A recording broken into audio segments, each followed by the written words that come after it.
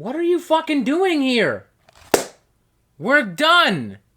I did the top 10 best metal albums, the top 10 best non-metal albums, the top 5 worst albums of the year. I want to read this book. Leave me alone. You know what? Fuck you. Fuck you. I'm gonna go read my fucking book. You know what? Anna, you're in charge today. Okay. Fuck these fucking people. No. Anna and Chompy. Anna and fucking Chompy. Hi. I'm fucking sick of this. Hi. I just want to read my fucking book. What the fuck is the matter with you people? Leave me alone. All right, fuck off then. Anna I'm and gonna take over. Chompy, it's your show today. God fucking damn it.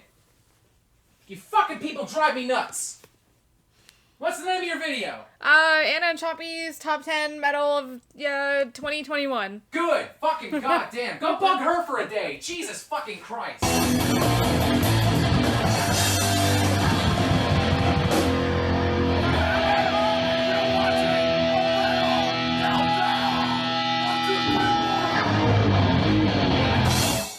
So we're finally doing this. It is Chompy and Anna's top 10 metal albums. Woo! Chompy, woo! Oh my goodness, I am so tired.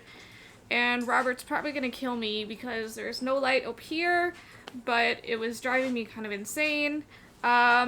So let's just start it. I only have this in order of release date. Yes, I know my hair is crazy. I took a shower, so I'm wearing a wig. I don't want anyone to see me in wet hair because it looks awful. I look like crap. I'm sorry. So I'm just gonna start this. I'm gonna start from the earliest release date, so the most recent. And the first one is from a band called Ethereal Shroud. The album is named Trisagion. Trisagion? Trisagion? Something like that. I hope that's correct. Most of these albums, I was pretty fucking high listening to them. Especially this album, because it kind of just made me cry. It blew me away. I really loved it. It is just such a beautiful and otherworldly album. Each song, there's only 3 songs, but they last for about half an hour each. But they all take you on like this roller coaster of emotions and beautiful sound. I don't like, usually when bands have songs that last over, 15 minutes, sometimes it can get boring. But I find it just really enjoyable, and I didn't get bored with any of their songs. It just makes you feel like, sorry, I'm looking down at my notes because I can't remember anything. But it makes you feel like you're just standing out in the middle of the rain and just looking up at the sky with your eyes closed. Like, there's just something so healing and beautiful about it, but also kind of somber. It was such an adventure to listen to, and I listen to this album all the time. I fucking love it. It was actually released really recently on December 10th. I would say check it out if you like songs that last longer than 15 minutes and you don't mind it. I know it's hard for some people to get bored, but I really, really love this album. I honestly was almost driven to tears. I was high out of my fucking mind, but it was so much fun to listen to. The second album, sorry, I'm always looking down at my notes because I can't remember anything. It's Ascension Codes by Cynic. Oh my god, what can I even say about this? Like, it's so spacey and otherworldly. Like, it makes you just feel like you're floating in the cosmos. I feel like a lot of it has this 80s kind of cosmic vibe to it, which I really enjoy. I really like any kind of space-themed thing, whether it comes to games, music, movies, and stuff like that. So I was kind of a sucker for it, but I really love it. I love Cynic. If you really like that atmospheric, spacey vibe, I would say to check it out because it's really great and it's just so much fun to listen to in the background. Once again, smoking, being high, it's really great. I don't think I've ever been disappointed from, I don't think I've really been disappointed from anything from Cynic. I really love them a lot. They're one of my favorite bands. Yeah, it was really awesome. I think this was released November 26th. And the third album on the list is Deceiver by Khemmis. Everything Khemmis releases is fucking amazing. It's dark, it's spooky, it's heavy. It just feels like you're sitting in, like you're walking in flaming tar. I don't know how to explain it. It's just so much fun to listen to, and it's just constant jams and stuff that you want to sing along to as well. It's got everything if you're really into like traditional kind of heavy metal. And I mean, if you already love Khemmis, you're gonna love this because they just release amazing stuff all the time. They're very consistent. Once again, like I don't think there's anything from Khemmis I've ever hated. I love this album and I love everything Khemmis does. The fourth album is Moonflowers by Swallow the Sun. Oh my god. This is just such a gothic dream for me. I love it so much. The vocals are delicious. It's just almost vampiric in a way. It's somber. Like, what can I say? There's a lot of these bands that I'm gonna pick out. I'm gonna be repeating the word gothic because, let's be honest, a lot of them have kind of a gothic feel to them, and I'm sorry for repeating that, but I mean, it's so enjoyable. And if you love that kind of stupid gothic shit like me, you're gonna love this. It's such a good album. It's beautifully depressing in a way. It just makes you feel like you're walking through a haunted forest, but it's beautiful. Once again, I find beauty in a lot of those kinds of albums, and I can feel what this band is trying to bring, and I love it. Fifth album is Hushed and Grim by Mastodon. It's fucking Mastodon. Like, what can I say? They blow me away every single time. Every single time they release something, it's always better than the next. They just know how to continually bring those vibes and that energy.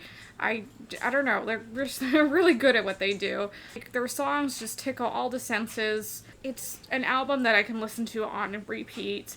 It's fun. It's beautiful. It's exotic. It's fucking Mastodon. It's a fucking great album, and I love it. The sixth album is Your Time to Shine by Monolord. I've always liked Monolord a lot. Yeah, they're a doom band. They have clean vocals. I really enjoy doom bands with clean vocals. I'm not sure what it is, but it's just enjoyable. Sometimes I feel like it adds a little bit more heaviness to it, even though it's not growly. But this album is basically... I would listen to this while walking in the snow at night, so that's kind of the vibe and energy I get from it. It's dark, it's heavy, once again, another album that's great to smoke to, and it's also kind of catchy, too. Definitely a lot of songs that, for me, are on repeat from this album. Yeah, I loved it a lot. Number 7 is from a band called Hooded Menace, the Tritonus Bell. It's almost kind of like a traditional metal meets traditional doom metal feel. It's like deep, dark, dungeony, dragony growl vocals. It feels like you're in a swampy, murky cave.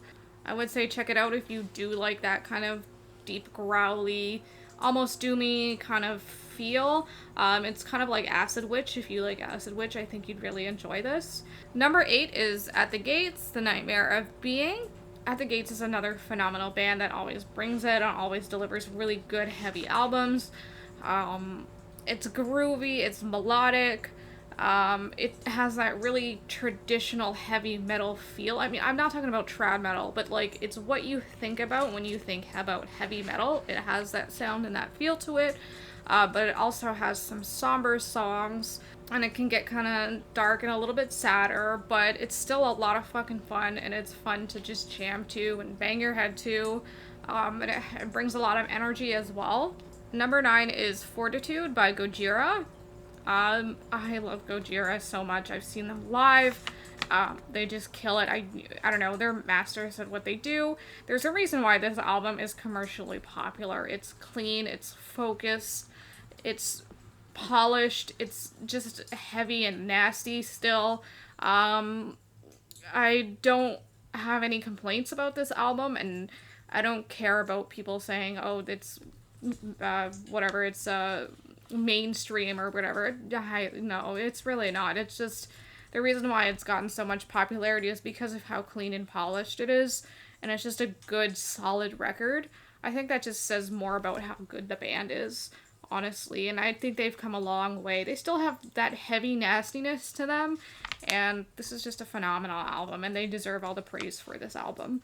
Alright, the 10th final album is Where the Gloom Becomes Sound by Tribulation.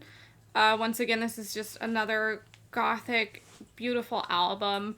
The title alone just sums up the sound.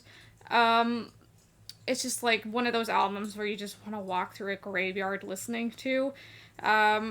It kind of reminds me of Agalok a little bit, and I kind of, with that sound, I call it kind of like a dreamy black metal, because yeah, it has black metal elements, and it's heavy, but it has more of this ghosty, mysterious, delicate feel to it. Even though it's still heavy and spooky, it's still kind of beautiful and mysterious. I know Tribulation has changed a lot from the past couple of albums that they've released, but I like where they're going and where they're continuing to go. And I want to see more from them because I love them a lot, and this was a phenomenal album. And that is it for Chompy and Anna's top 10 metal list of 2021.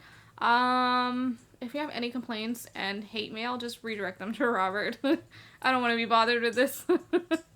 I hope you enjoyed the video. See you guys around sometime. Sorry, I'm just admiring this wig. Look how cute it is. Alright, bye.